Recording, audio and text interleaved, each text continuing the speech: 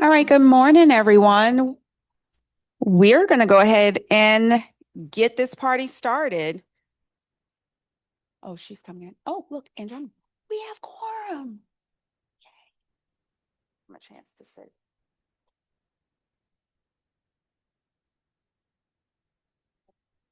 Just make quorum. I know. All right. So it is 10:20 and we will call the meeting to order and allow Phaedra to get settled so we can do our roll call, please.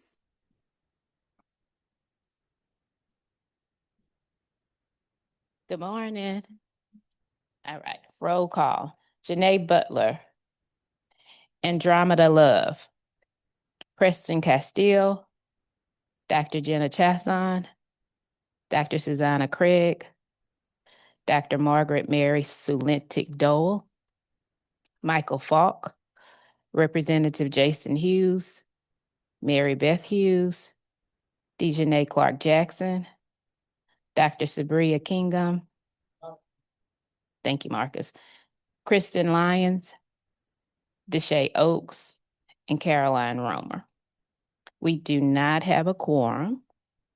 A meeting without a quorum of the membership present does not constitute a meeting in which business can be conducted, and motions will not be recorded. However, the LDOE will present the information outlined on the agenda for discussion among the members present, and public comment will be accepted. All right, guys, we thought we made quorum, sorry. So since we do not have quorum, as you know, we won't have to make any motions, but we will still go through the agenda and receive all of the wonderful information that we all came to receive. So just bringing your attention to the minutes that's in your folder, the last minutes that we had, the last quorum meeting that we had was October 28th, 2024. And you will find those, as I said, those minutes in your packet. We won't make a motion to receive or accept those since we do not have quorum, but take a couple of seconds to review them. If you have any questions about that, we can definitely dialogue. If not, we will go on to the next agenda item.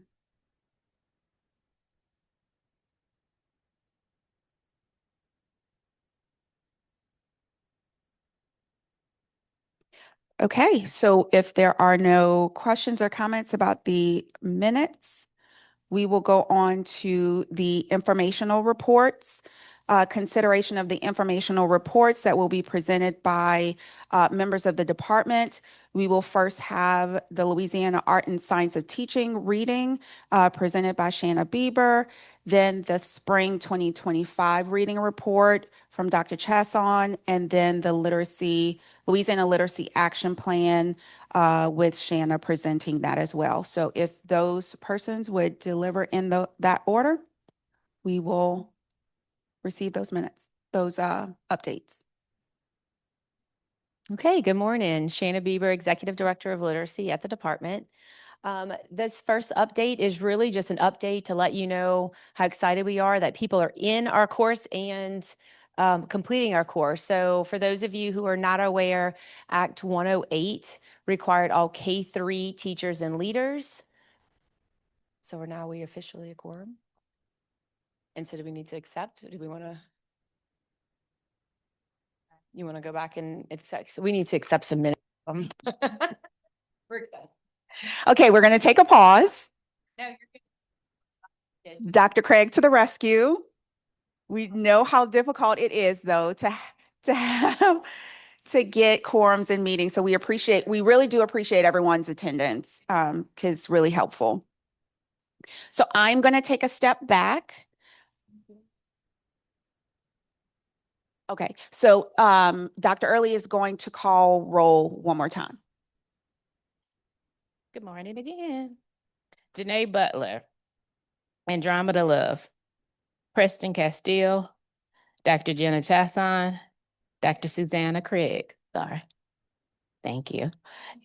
Dr. Margaret Mary Sulentic Dowell, Michael Falk, Representative Jason Hughes, Mary Beth Hughes, Dejanay Clark Jackson, Dr. Sabria Kingham, Kristen Lyons, Deshae Oaks, and Caroline Romer. We do have a quorum.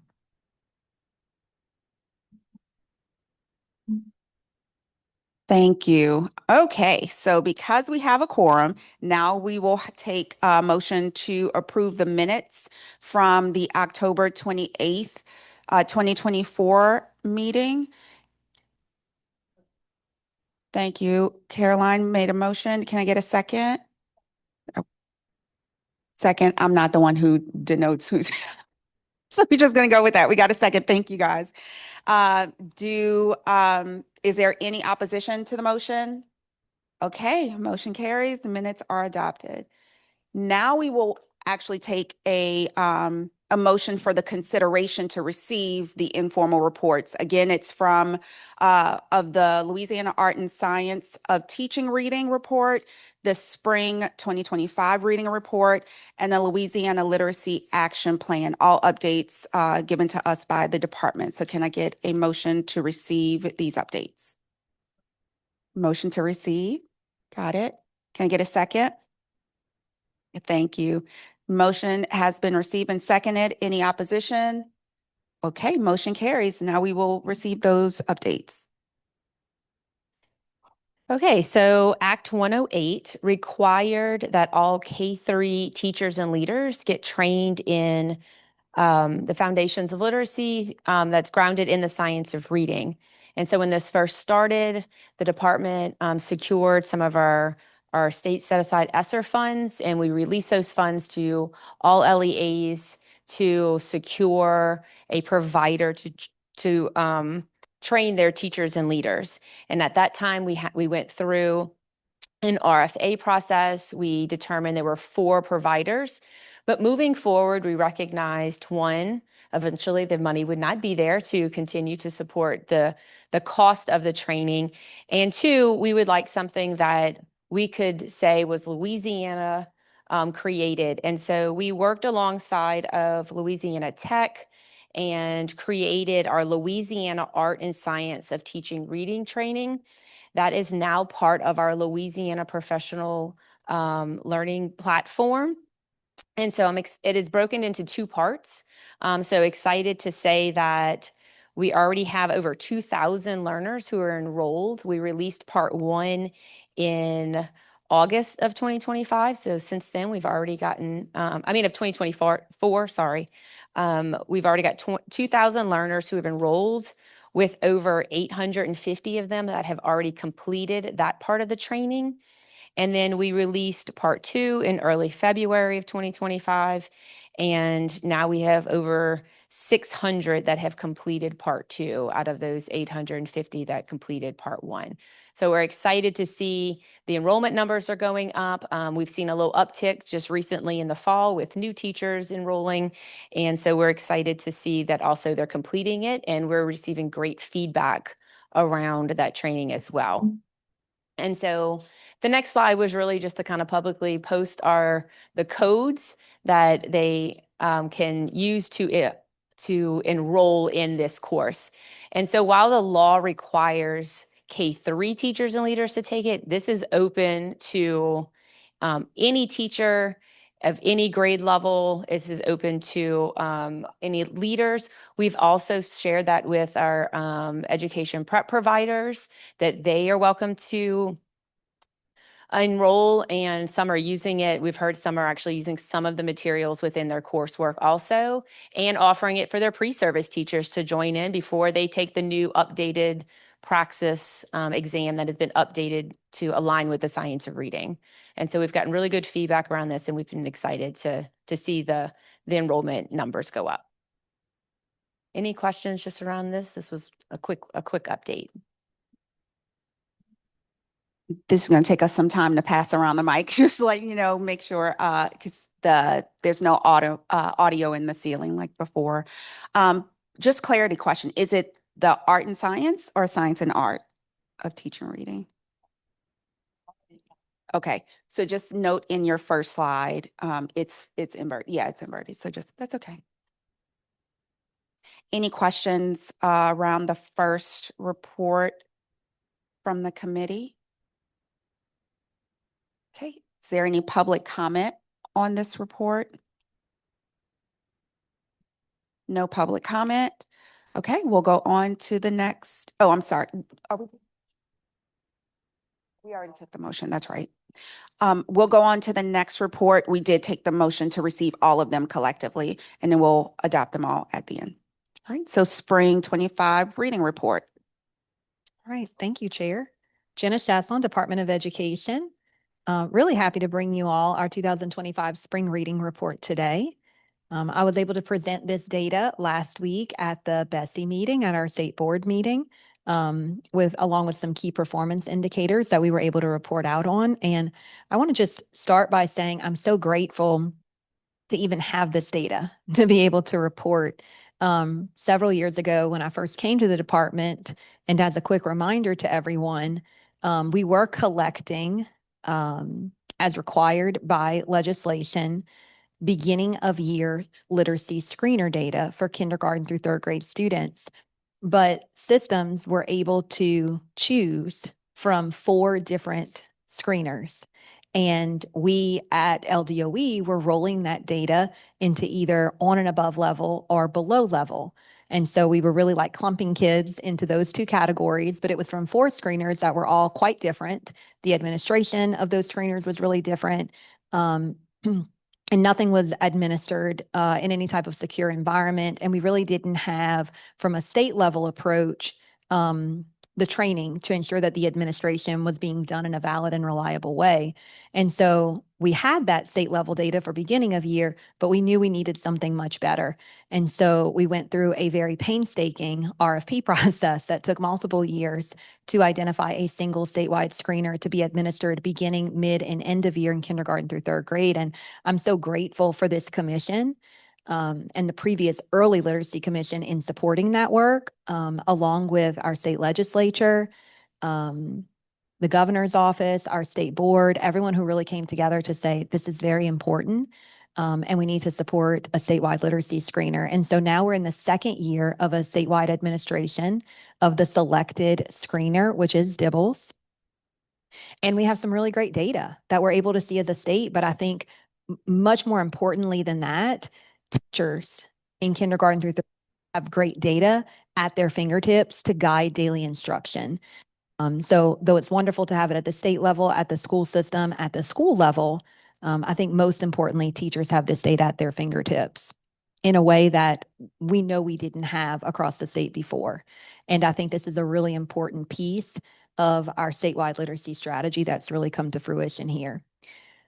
So for years, I said, I remember showing the original data before we had our statewide screener and putting it up there and saying, it might not be valid. The administration varies from one classroom to the next. And now I can say really with confidence, that we believe in this data. This is a valid and reliable assessment. We feel really good about the secure administration of this screener and the data that it provides to us.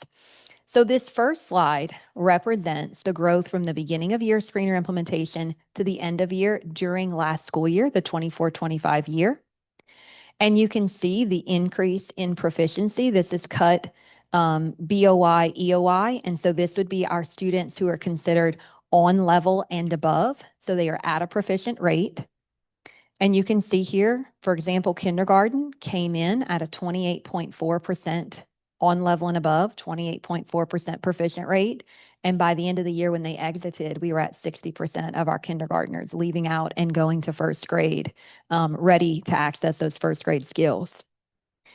So our kindergarten through third grade proficiency rates as a whole increased 17%. And that means when we look at student numbers, that over 17,000 more students exited the school year proficient than when they entered that school year. This is significant, especially when we stop to think that this screener really increases in complexity throughout the year. So the cut scores change. So the cuts at the beginning of the year, as I know most of you are familiar with, are different from the end of year.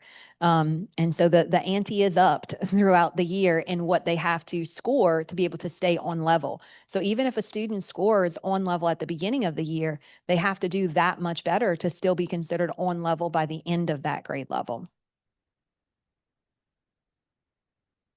The next way is another, I think, really important way to look at the data. This shows our end of year to end of year. So now we have 2 years of data. We have the end of the 24 school year and the end of the 25 school year. And I think this really starts to show our growth over time. So this shows that by the end of each grade level, we are actually sending more students on grade level and above into their next school year, again, ready to access those grade level skills. And you can see the most significant growth we see here is at end of year second grade, who we were a little, still are concerned about this second grade cohort, which turned into our third grade cohort of last year, which is now our fourth grade cohort. But they are tracking a little lower there in that second grade. So, but you can see the growth from end of year to end of year, which is really a good like apples to apples. And then another really important way to look at this data is our cohort growth. Yes.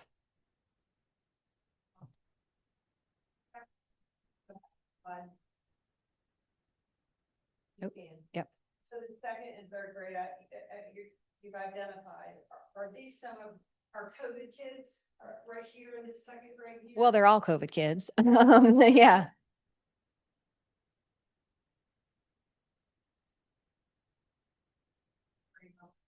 Yeah, so it depends, like more impacted, less impacted. If we can date back, let's see, if we look at the third grade of this past year, they would have been how old? I know first grade of this year would have been 1 during the height of the pandemic.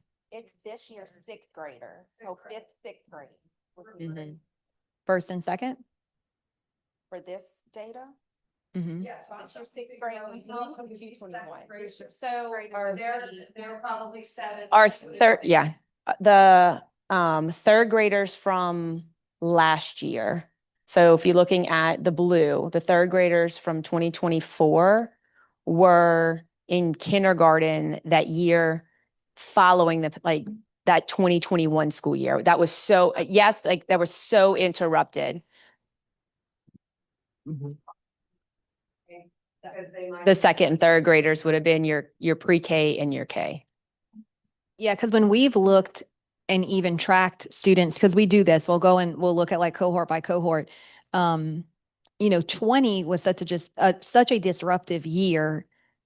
Because they were so 1920, they missed the fourth 9 weeks. But that following school year, when we've talked about it and really like broken down attendance in that following year, was perhaps even more disruptive. And not only because of student absenteeism, but teacher absenteeism was huge in that next school year. So we had 19, 20, and then the 2021. So yes, or 2 weeks even at times. And so that was hugely disruptive. So even you had kids in and out, but you had teachers in and out, you had classes being combined, you had subs. So when we track back and we look back, you think about students who were in K first, second, being sent home. So those are, yes, some of the most widely interrupted. But I do think this goes back because I was tracking like a first grader today would have been turning 1. So even like I'm looking at my early childhood friends in the room. And when you're tracking back to like those early language skills that lead to early literacy skills, what was a 1-year-old, what was a 2-year-old seeing at that time? Everyone had masks on. They weren't seeing the way sounds were developed. This, I'm sure, led to some speech delays. Definitely some delays in literacy. So I think it really depended on the context, but definitely a wide array of students at different grade levels impacted in different ways. That we'll see for years to come. The next slide shows our cohort growth measures. So I think we already started this conversation. We love to look at cohorts and break down each cohort. And you can see that there's some growth within each rising grade level. And this demonstrates the continued growth within the past year, but it also shows how each grade level will be starting next year at a higher proficiency level than the previous cohort, which really leads to a higher standard than the year before for that grade level. I'll kind of pause there because that's the data set that I wanted to show. See if there's any further discussion, questions, anything you all are seeing that you want to point out for the group. As a non-educator, I'm curious, and maybe it's in the packet. Does the DIBELS assessment differ from year to year? It gets harder, I guess, or It does, it gets harder. Yes, and the actual measures change. So it's broken into, I would call it subtests. It's broken into different measures within each grade level based on what skills would be learned during that grade level. Got it. So for example, like in kinder and first, you would have letter naming as a subtest. Well, you don't have letter naming in the second and third grade. Makes sense. Thank you. Which is hard. I did have a good question the other day where I had to explain that. Someone was asking, why do we see a difference between EOI from one year and then BOI of the next? Because if they're leaving off here, shouldn't they start at that same it's level? where my brain was. it? And then I'm like, well, maybe because they're being tested on something new, different. They Yeah. are. They're being tested on something different. The measures do change. The cut scores change because it's raised. That bar is raised because now you would expect a beginning of year first grader to know more than an end of year kindergarten because time has passed. And then we also know that, that summer learning loss is real. And so you would expect to see somewhat of a delay there too, and a slight decrease.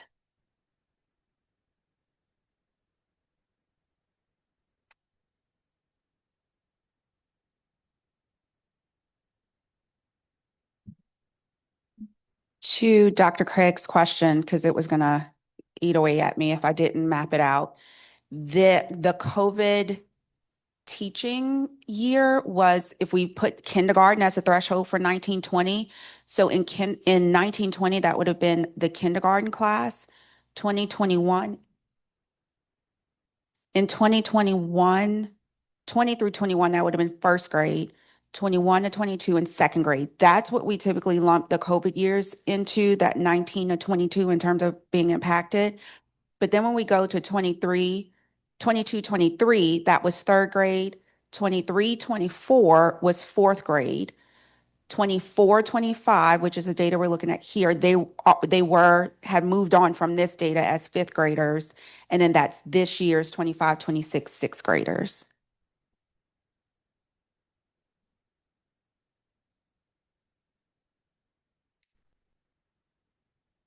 Any further discussion on those data slides?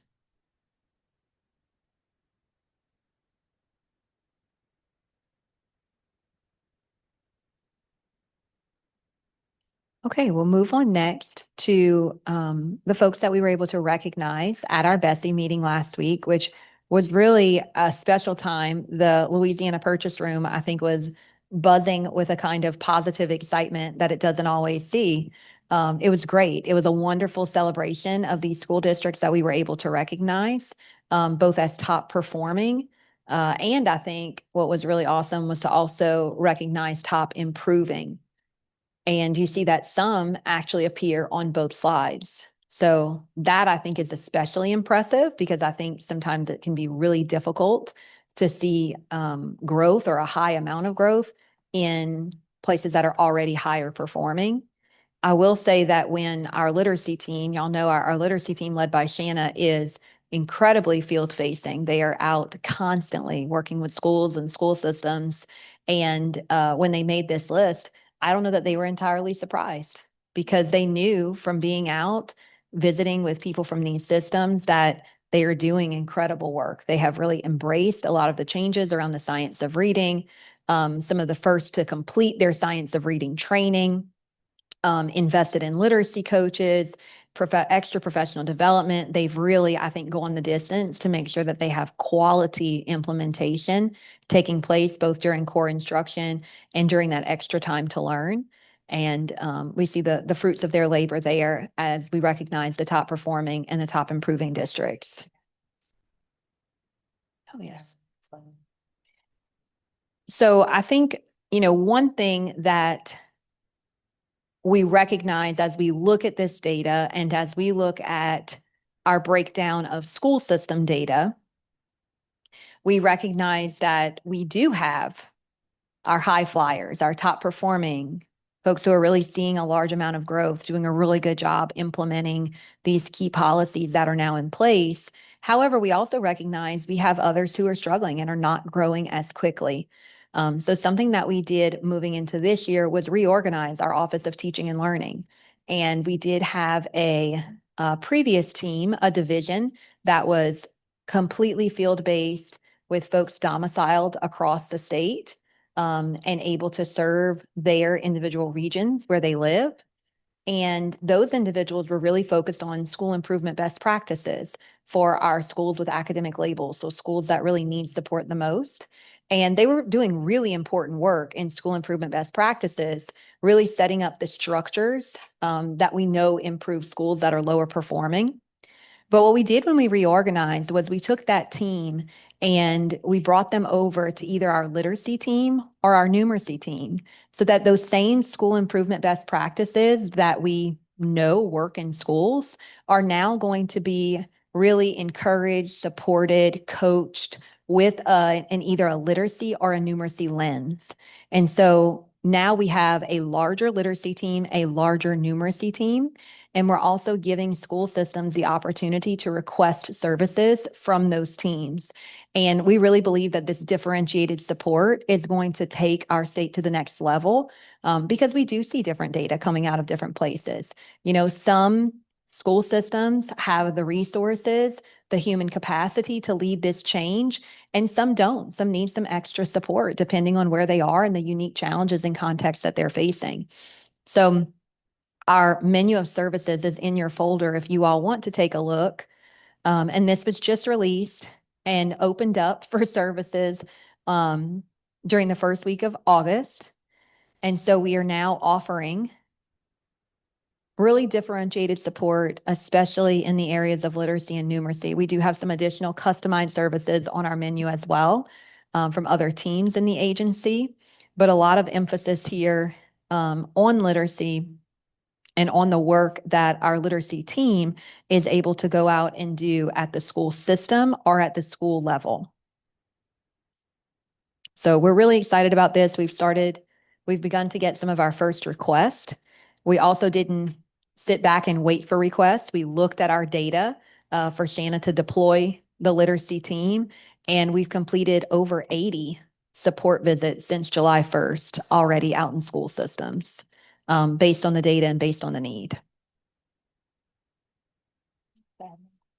Yes. So just so that everyone is aware, it's in your packet, but you also received a digital copy. But on page 15, there is a link that would take you to all the school level data. So if you're interested, it's broken down by district and school. So if you're just interested in learning about a specific district or school, then you can click on that link and it takes you to a large Excel file. You can filter it by the school, subgroups, beginning, middle, end of year data's in there for you. Thank you, Shanna. They do have a digital copy. We have a new, we'll be bringing these out and about with us as we go and passing them out to people throughout the year. But they do have a digital copy that we released during the first week of August. One of the things that our system leaders requested, which I do think is really important, is that there is an assigned point of contact who would complete the link and request services from us so that they know when we're coming, so that there is like that liaison at the school system level. And so we're collecting those points of contact right now. So that even if someone else uses the QR code and requests our services, when we email back to schedule our visit, we'll be able to include the point of contact so that they know that we're coming. Any other questions Reactions, comments, discussion?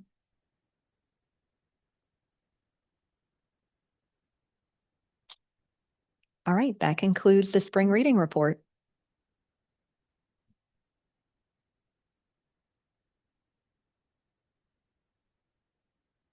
Okay, let's dig into the actions that make all of these things happen. And so, last January, this commission produced a report that sets some goals and recommendations. And so this January, we'll need to do an updated report that will include the actions behind those recommendations and those goals. So our goals are set in, I don't know what color you consider that, like a peachy on your action plan document that was in your folder. And then each recommendation under those goals is in the blue. And then under each recommendation are some actions. So some of these actions are actions that as a department we have already taken. Some are in plan to happen in the future. And so what I'll do is we can maybe go through each goal, the actions under each goal, and then we'll pause for any questions, recommendations for additional actions, and we can have that discussion after each goal. And so the first goal was around that every teacher uses high quality instructional materials to teach students language and literacy and the foundations of reading. And so that first recommendation was to find out what those materials were that each school system and school is using and publish that for transparency for stakeholders. So we have taken some action on this. We included this question in our super app. So each year, school systems submit information. They submit information for two purposes. Sometimes it's for us just to gather that information, and then sometimes it's for them to submit their requests for funding. And so in February of 2025, to collect that information by grade level for each school system, and we do intend this upcoming month to post that on the website. There was also a recommendation to conduct a curriculum review for all early childhood high quality instructional materials to ensure alignment with the new early learning and development standards. So this is currently ongoing, where they are completing, the IMR team alongside of the early childhood team is completing a full review of all those materials that are currently posted as tier 1 and providing those updates through those status reviews. And then we'll continue to collect those submissions. That's an ongoing process through our instructional material review team. There was a recommendation to update Bulletin 1903, which is our Louisiana Handbook for Students with Dyslexia, to include a supplemental list of programs and assessments to use with students with dyslexia. So currently we're in conversations around like what is that method to conduct that material review, to create that list. One I guess question here was that it was requested that that we updated it in Bulletin 1903. But if this becomes an ongoing process of being able to add to the list, then every time we would add, we would have to open up the bulletin, which is quite a lengthy process. And so we're looking at creating a companion document that would host those supplemental materials, but we're still in question on, does this look like an RFA? Does this look like something that goes through the IMR process where you have teacher leader advisors reviewing materials? And so we'd love some comments and conversations around that. And those were the 3 recommendations for the first goal. So I'll pause there for any conversation around that particular goal and those recommendations. Thank you, Shanna. I just want to remind everyone to please use your mic. I know it's easy for us to hear and hear, but the live stream doesn't have audio. Question about the early childhood review timeline. I know it's ongoing. Do they have a completion date for that first action item for the review of the materials? I'm sorry. I have to have you come to the mic. Look, I'm seeing the eyes. Come to the mic. Yeah, sure. Hey, everybody, Brittany Cochran, Director of Academics for Early Childhood Strategy. We are accepting applications for those instructional material reviews, and we look to start populating the list as early as November. And once those reviews are complete after this round of submissions, the list will be populated. Thank you. You're welcome.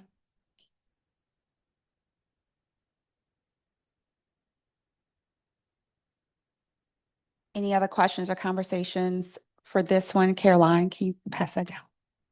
Thank you. Good morning. My name is Andromeda Love. I'm the Chief Academic Officer at Louisiana Key Academy. So we are a school specifically for kids with dyslexia. So I was interested to know, just thinking about like the update to Bulletin 1903, is there any sort of pathway for involvement or collaboration or opportunities to give feedback? I know you talked about not really being sure yet what that's going to look like, but is that something that would be a part?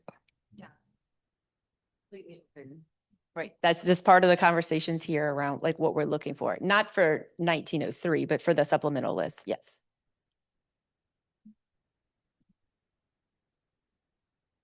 How you doing, Marcus Thomas, proxy for Dr. Saber Kingdom from the governor's office. So just to assume, I don't want to assume. So rather this recommendation or the other ones that we're going to review, did the parishes that have the top performing districts and top improving districts, did the practices that they use to get there and be ranked high using these recommendations, or how much did it weigh in on the recommendations on what they did to get where they're at? No, I think that's a good question. And my response there is those are the ones that have taken our literacy best practices and our recommendations around the policy that and have really put an emphasis on high quality instruction in those core classrooms. So during that day-to-day core instruction, using those high quality instructional materials, and then coupling that with the progress monitoring and setting the goals from the data that you saw previously, engaging families, and then also doing those interventions and extensions, which are really like our core for what we call our literacy pillars that drive student outcomes.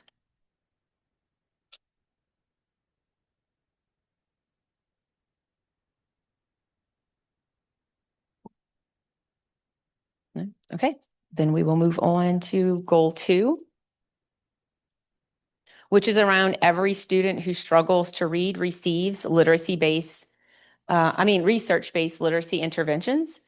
And so there was a recommendation to expand on the existing guidance regarding evidence-based interventions for school systems to utilize as best practices to address the specific needs of all students. In January, we published what we called our tiered pathways for literacy support, which goes through what tier 1, 2, and 3 instruction looks and sounds like, and how to provide that healthy core instruction coupled with those intensive interventions. And we hosted a variety of webinars. You can see some different dates there. We targeted also different educators. So we had some that were meant, primarily for teachers and then leaders and school system leaders and how to support that. We also presented at our Teacher Leader Summit. And we are continuously putting, anytime we create these professional learning opportunities, we're putting that in our professional learning platform so that all educators have access to it. And we've been tracking this through what we call a catalog of literacy supports. We are constantly adding all of our trainings to the same document that our teachers and leaders can continue to go through to continue their improvement in literacy practices. You can also see some additional professional learning opportunities that were put into the platform specifically for even our grades 3 through 12 around decoding multisyllabic words. We had an ACT series for our educators who are supporting those students who are taking ACT within English in the reading exams. We recently, over the summer, had a cohort where we kind of piloted an additional series, which was around our K-3 core and intervention and how to use DIBBLs within your core and intervention time.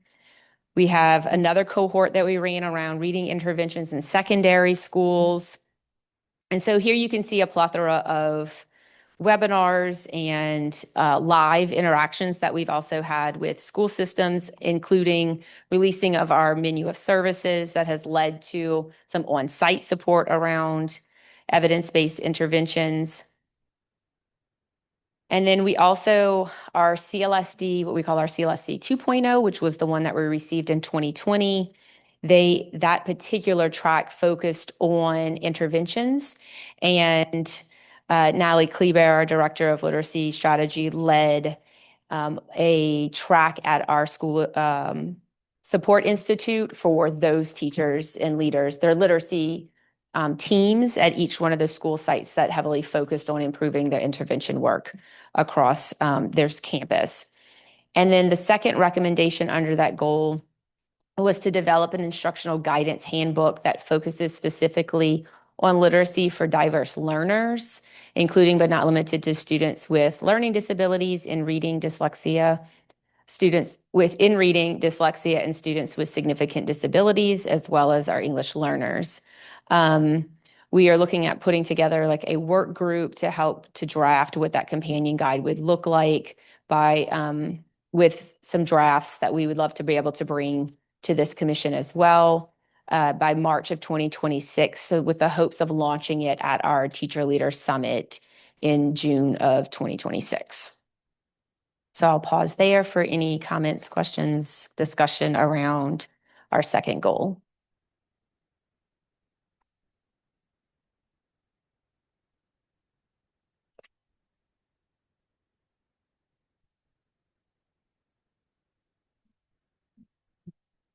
Okay, then I will jump into goal 3, which was around every teacher uses evidence-based practices to meet the literacy needs of all students. We have 5 recommendations under this particular goal. One was to conduct an audit of Louisiana educators to determine the percentage of teachers and leaders that were trained in the science of reading across all grade levels.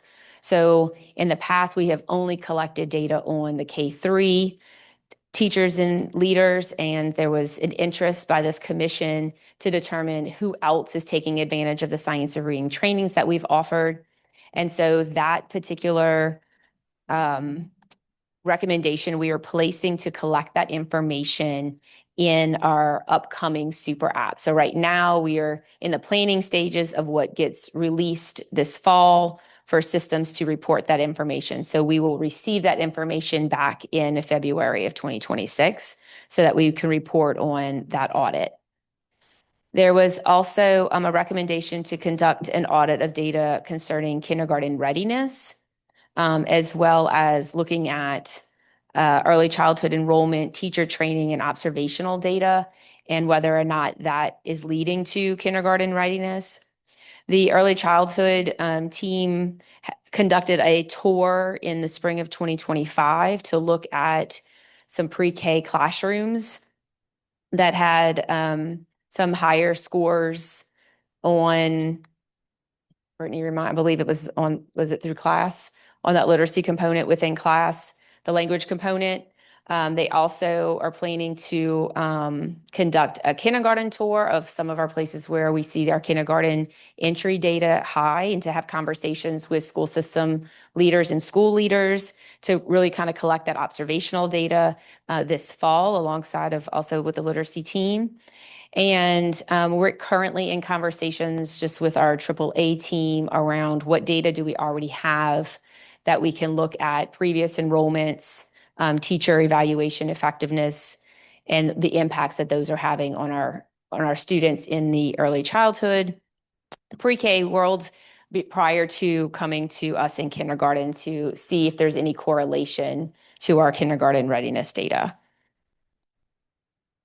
The next recommendation was around to design and offer professional development opportunities focused on the foundational literacy instruction for early childhood teachers, leaders, coaches, and members of childcare resource and referral agencies. We are hoping by April of 2026, our plan is to publish, just as we have on our Louisiana Art and Science of Teaching Reading, that we would have one specifically for early childhood with the emphasis on pre-K 4 teachers. And we would hope to have that through our professional learning platform as well.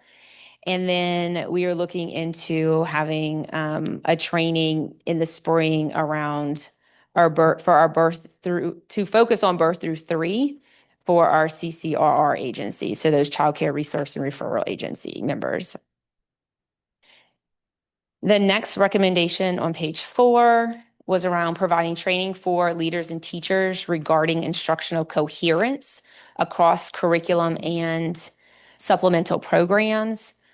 We hosted in the past 2 years, the past year plus this year, we have hosted and are hosting regional collaboratives that are following our school support institutes. We were meeting with school system leaders on looking at instructional coherence across their system and really focusing in on not just that materials are instructionally coherent, but our instructional approaches, our assessments, our professional learning, and really focusing in on the student experience. We have also hosted some of those same sessions at Teacher Leader Summit. We are, as well as some sessions around guidance, as I mentioned before, for that tiered pathways of literacy support for leaders and teachers. And then the last recommendation was around dyslexia training for school leaders and teachers, SBLC members, pupil appraisal, interventionists, and special education teachers. So over the last 2 years, we have had approximately 60 educators who have joined dyslexia practitioner trainings so that we can try to increase the number of dyslexia practitioners across Louisiana. We were looking at continuing to do that in the future as well. At our Teacher Leader Summit and throughout the summer, we've offered some face-to-face sessions as well as some webinars around building awareness and action in education to really help to unpack dyslexia and what that looks like, as well as what do you need to consider for your next steps beyond the dyslexia screening. We are looking at, so I mentioned earlier, we had those catalogs of literacy supports for teachers and leaders that are ongoing. So as we start to create some webinars and some professional learning around supporting students with dyslexia, we will create that catalog of supports around that particular initiative as well. Okay, and then I will pause around any comments, questions around goal. That was number 1, 2, 3. I do have one question going back to the first goal, the first recommendation of this goal for doing the audit of trainings for educators. I love that we're moving beyond K3. The question is, it's self-reporting, right? Since it's in the super app, will they need to distinguish how they're receiving the training? And if not, is that an option to put in there? Because as Marcus asked before, it would be helpful to know how they're implementing these things that may be linked to districts that are most successful. So those who are using on-site support versus virtual modules, if we can distinguish that at all. I was just kind of talking with Jenna. We'll meet with the super app team because everything's kind of being finalized, but we're pretty sure we can probably get that part added in as well.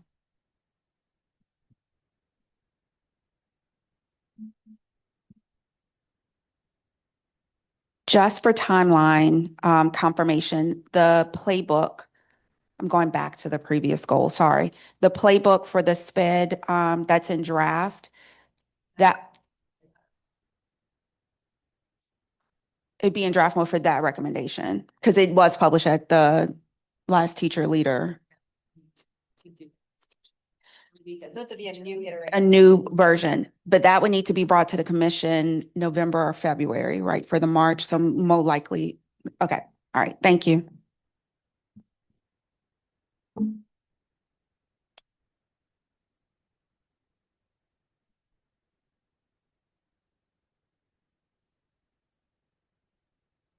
Okay, well then let's move on to our nope, sorry, we have two more goals.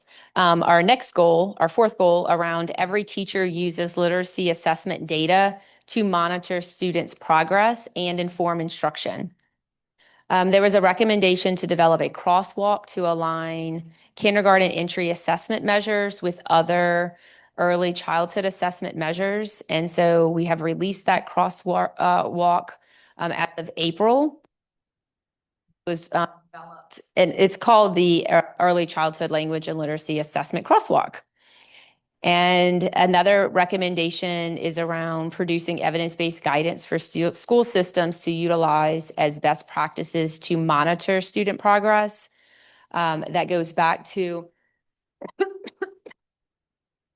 excuse me, the release of our tiered pathways for literacy support and all those same webinars and professional learning opportunities that we've provided for the field there. We are currently almost in the works. It says fall of 2025 upcoming. We've almost got it finalized. It's going through the last couple reviews where we will have one specifically for grade 3. Lots of questions, especially considering the third grade promotion law. And so we have one that will focus specifically on grade 3. And then the last recommendation is to publish the third grade promotion data. We do plan to post that data. However, I don't have a timeline for that because it does have a lot to do with like October 1st counts and reviews of the good cause exemptions. And so that's going to take a little while to get to that point. And those were the 3 recommendations under that goal. What will we? With the promotion data, there's oftentimes conversations. I'm Caroline. I'm with the Louisiana Charter School Association, and that promotion piece does not apply to charters. It gets talked about a lot. We're always prepared to continue to talk about it. What do you learn from that data? Like when you see the numbers or whatever, what is that going to tell us? Will that drive decisions on how you change your instruction materials? Just curious, like, what do you do with it? So just as Jenna mentioned earlier around how as a team, we look at just as we receive the DIBELS information, which we kind of already know where some students will fall because we see those well below students, which is the ones that it impacts most. And so we don't wait till that data. Honestly, we're not waiting for that data to come in because we kind of know where students are falling according to the data. And then we tier our supports there in helping go in and because if it's that many students who are falling in that level, they're struggling in their core instruction. Intervention alone isn't going to fix that problem. And so we're really going in and helping to identify where those needs are at in building the capacity of our system and school leaders in supporting teachers to be able to improve their literacy instruction. As you all build more and more foundation and data, whether it's this promotion data or something else, do you, as a department, do you flag? Like, do you proactively flag a district? I hate to use a negative or an LEA and say, we're coming. Like, I know you have your services and the hope is they realize it and they approach you, but like, is there, I hate to call it a consequence, but like, is there a Yeah, we wouldn't action? call it a consequence. Yeah, I don't We know would what put to a call it. positive Is there an spin. action? Is there something that triggers the department to reach out to a district proactively versus being waiting on them? Absolutely, absolutely. Even, Shannon, her team, and then our numeracy team the same way, they are very proactive. And Shannon has been with the literacy team for quite a while in monitoring the data, and we know where we haven't been and where we need to be based on that data. And so I call it an entry point. We try to find an entry point and we first ask who here knows anyone that we've interacted with, maybe at the system level, like how can we enter this system? And then we tap some of our other friends at the department if we need. We'll go to Ms. Gilson, we'll go to Mr. Falls, some of our liaisons out to our different schools across the state, and we'll ask them to make a connection sometimes.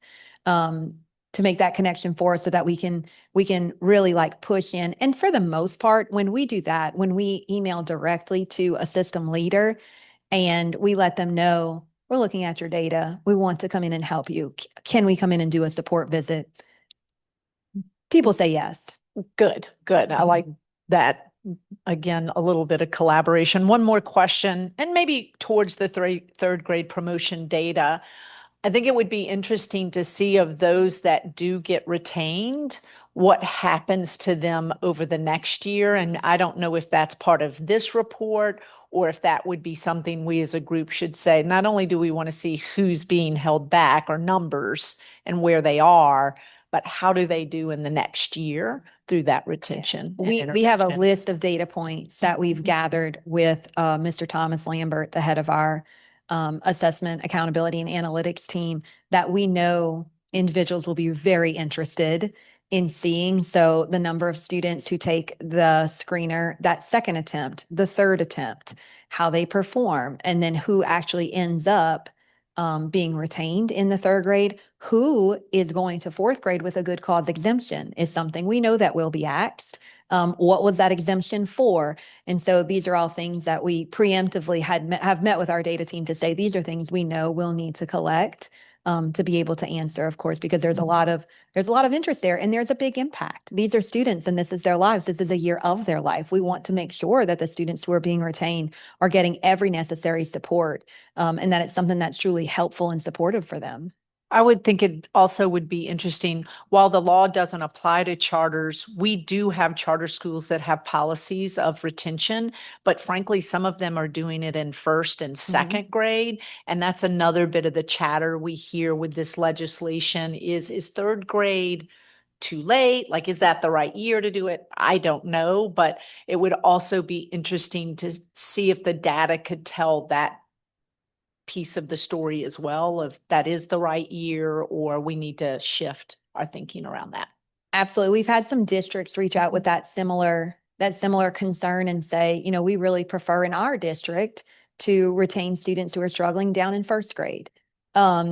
And our answer to that has been, you have your own local pupil progression policy. Certainly, talk about that that's why you convene your local pupil progression committee. So please convene your committee, talk about if that's what works best in your district. And then hopefully those students are being, you're noticing that, you're seeing that in their results in first grade. And then the law does say that if they have been retained in first, they would not be retained in third.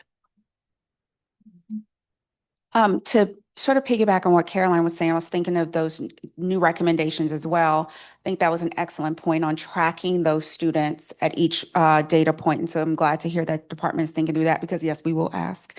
But thinking about going back to what Marcus had offered earlier, is there, because if we have systems that have a large number of students not being promoted or that are not, we don't see the results of student growth in any area, is there like a rubric that the department is using with those districts to say, okay, because here are the levers that need to be adjusted and pulled in order for you to see progress? Because if we are trying to operate really healthy recommendations and broken systems, then it's a systems issue, not a student or teacher issue. So we really need to address it at a systems level. Well, there's the accountability system. But I also will say, like, as a teaching and learning team, we do our own tracking of school system data. We're looking at all of this data that comes into us. We're meeting as an instructional leadership team of our teaching and learning team. I have on the board in my office the systems that we are paying a particular eye to. It's up on our board. Where are we going to visit? Where does the literacy team need to be? Where does the numeracy team need to be? What does that, why? What is their data showing that's flagging them for us? And then again, back to that entry point, are we in there? How do we get there? What approach might we use? And then what do we think their needs might be? And our approach as a teaching and learning team is one of always being that coaching mindset. That's what we are, a team of coaches, and we consider ourselves experts in coaching. And so we go in and we are asking a lot of questions around, what are your needs? Where are you? What are your challenges? How can we support? And our job is always to bring that coaching mentality, that support mindset, and then our resources to the table, because we do have resources, share. Sometimes that resource is in the form of funding. When we think about some of these grant opportunities, sometimes that resource is in the form of providing professional development. And so we then offer whatever we can to meet the needs of that particular school system.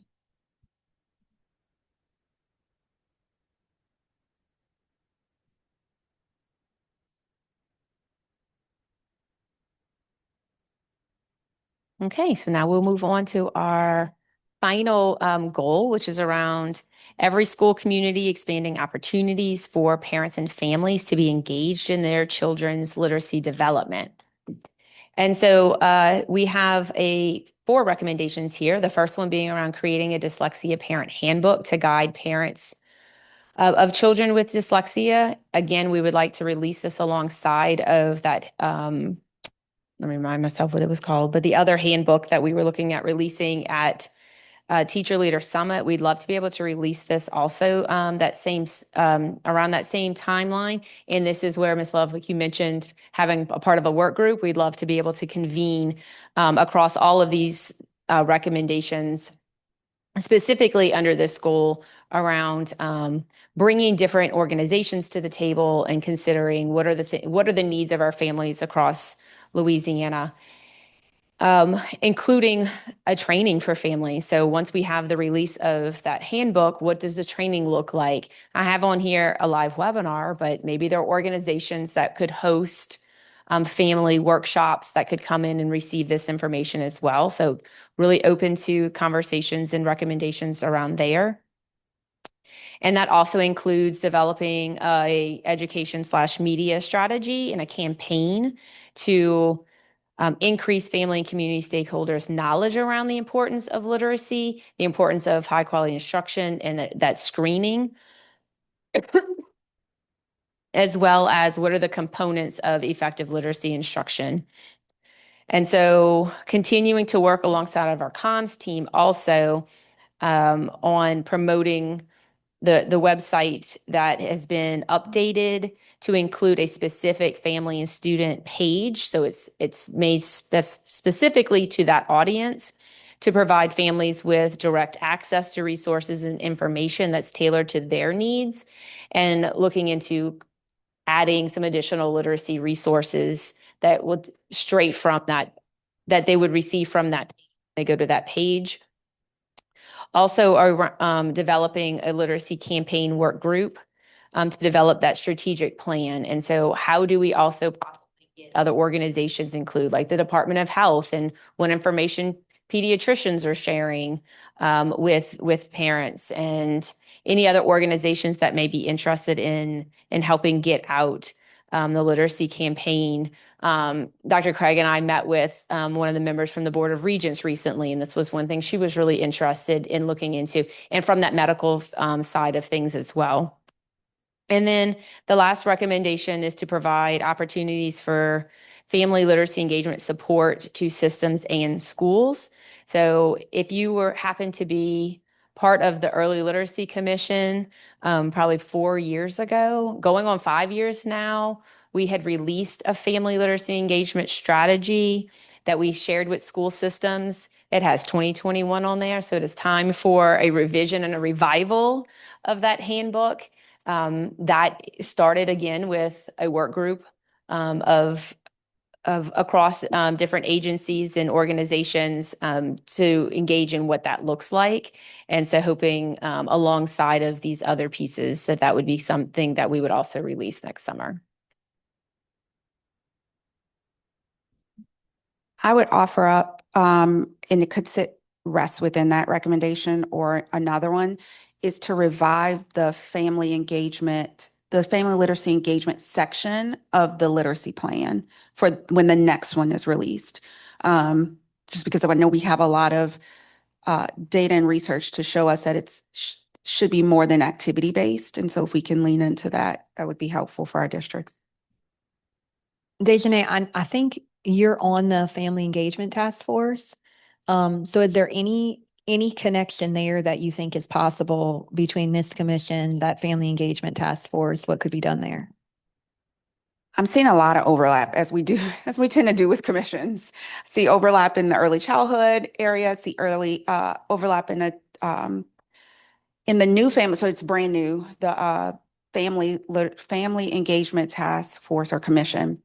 And one of the things that we're looking at doing is just creating sort of this hub of information for families, as opposed to them going to different locations to find a myriad of different opportunities to engage.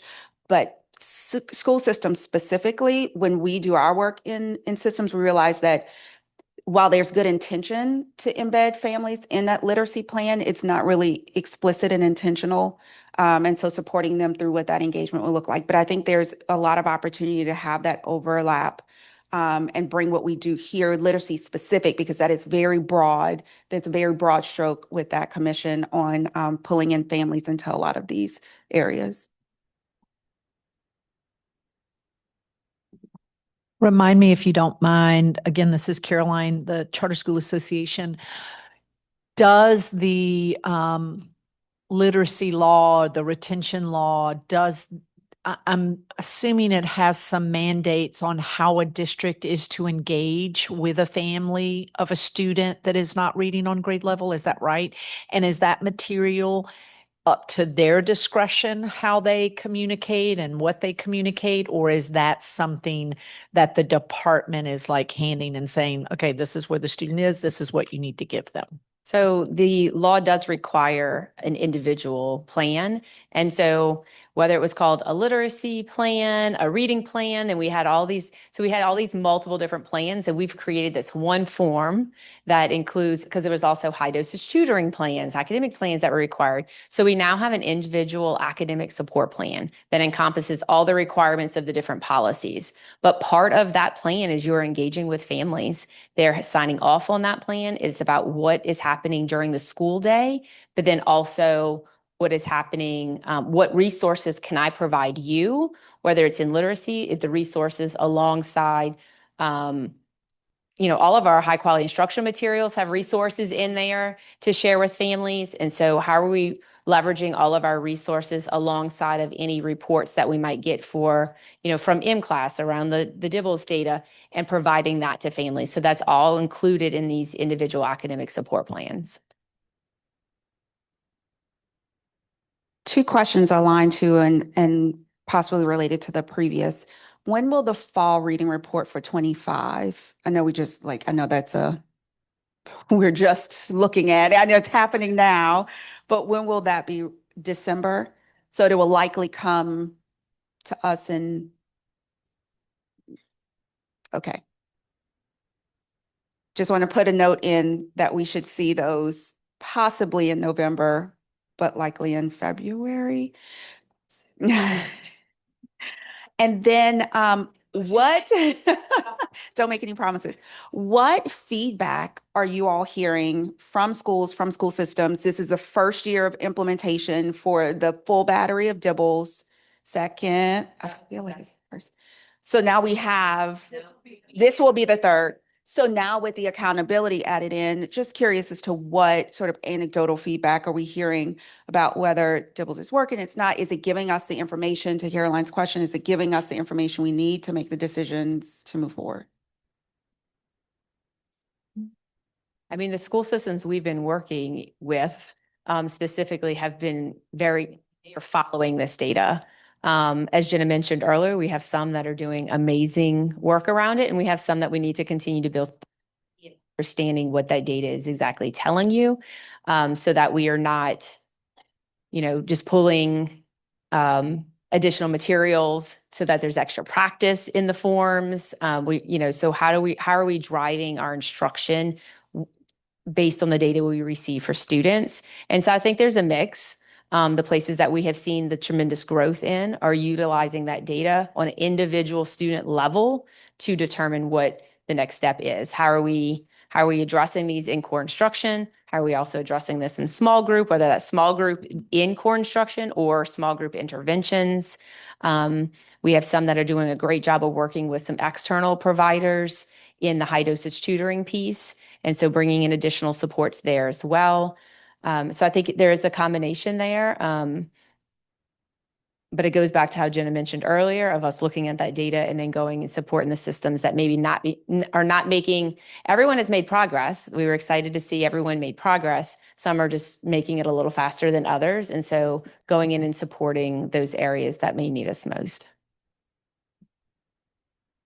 If I may, I participated in some legislative work group about, I sound negative. There was some work group that was legislatively mandated.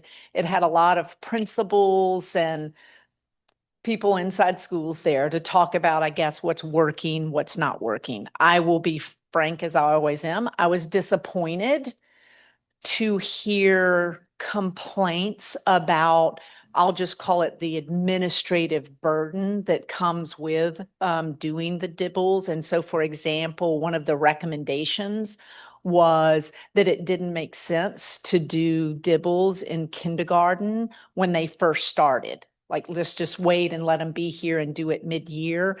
So I do hear some chatter just about the time, not only to give the assessment, but then some of those requirements on engaging with families and what's all required. So you always hear the chatter about it's too much and, you know, this, that, and the other. But I would just say you're going to please some of the people some of the time, never all the people all of the time. And what we say to our own members as charters is that when the data shows that it's like having a positive impact, go do it.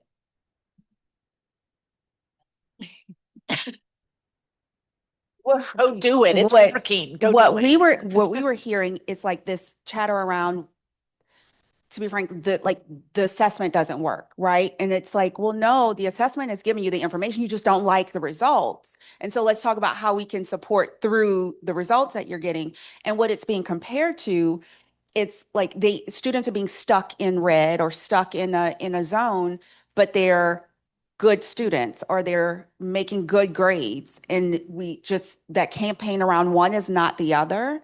And how do we distinguish those? And then what does that mean for a student who is scoring low in this skills-based assessment, but is passing your class, right? And so distinguishing that. And I was just wondering if that was some general consensus, but again, it could be a number of things, of feedback items. And of course, it's the burden of giving it. And of course, I offer, at least you don't have the burden of giving it on paper. You know, you get computer-based. And so I vote for paper-based, but then they would really shoot the messenger. So I'll add to that, you know, one of the things that we work with districts on, and I do in particular, because, you know, part of my work has really become over time providing professional learning and coaching for our chief academic officers across the state. And one of the things that I find myself working with people on is setting clear priorities. And I think sometimes we get really distracted by very shiny things in education and things that like look good and maybe feel good. And so we get very distracted and maybe have a hard time carving out some key priorities of what's going to impact student learning the most. And so that's something that we're really focused on as a team is how do we coach CAOs? How do we coach superintendents? How do we work with school system leaders and even school leaders to prioritize work that we think is truly important and going to move student learning? And I think the administration of the statewide literacy screener it is a time burden. It absolutely, it takes human capacity. It takes time out of the day. You know, we are asking a lot of people to administer this screener multiple times a year, but we also know that it's super important to have that data and to use that data to drive the instruction.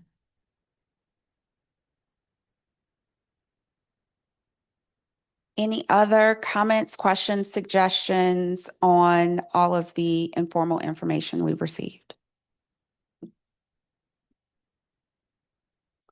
If there are none, I will remind us on when our next scheduled dates are for our meeting. Location to be determined, but if you would pencil those in. Oh, we're in Claiborne? For some reason, I know November 21st, we should be back to our normal. We'll be back in Claiborne building, hopefully in November. Construction timelines can be finicky sometimes. So if there's nothing else and you've marked your calendar, our meeting is adjourned. Thank you all for being here. Oh, I'm sorry. I do have a quorum. Can I get a motion to adjourn, please? Caroline motions, Janae seconds. Thank you. Meeting adjourned.